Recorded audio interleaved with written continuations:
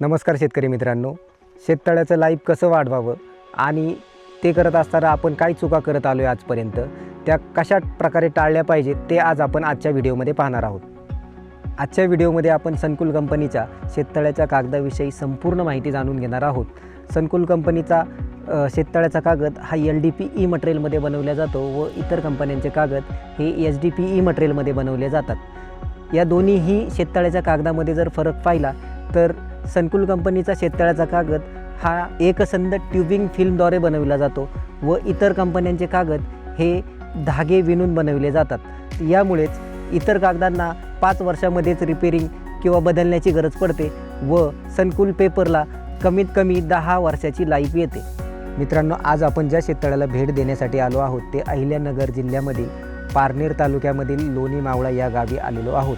आज आपण पाहू शकता की हे 15 वर्षापूर्वी बनवलेलं शेततळं आजही सुस्थितीमध्ये आहे आणि शेतकऱ्यानेही आम्हाला हमी दिलेली आहे की अजूनही 5 ते 6 वर्ष ते व्यवस्थित चालू शकते.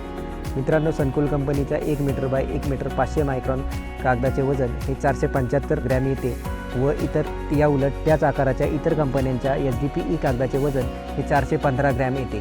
तसेच सनकुल कंपनीचा कागद हा 7 मीटर रुंदीमध्ये येतो व इतर कंपन्यांचे कागद हे 3 मीटर रुंदीमध्ये येतात. त्यामुळेच त्या कागदांमध्ये सांध्यांची संख्या वाढून पाणी गळतीचाही धोका वाढतो. म्हणून शेतकरी मित्रांनो, आपल्याला जर शेततळे बनवायचे असेल व त्याची लाईफ ही 10 वर्षापेक्षा जास्त असावी असं वाटत असेल तर आजच आपण आपल्या संजीवनी ॲग्रो इंडस्ट्रीज ओतूरला भेट द्या.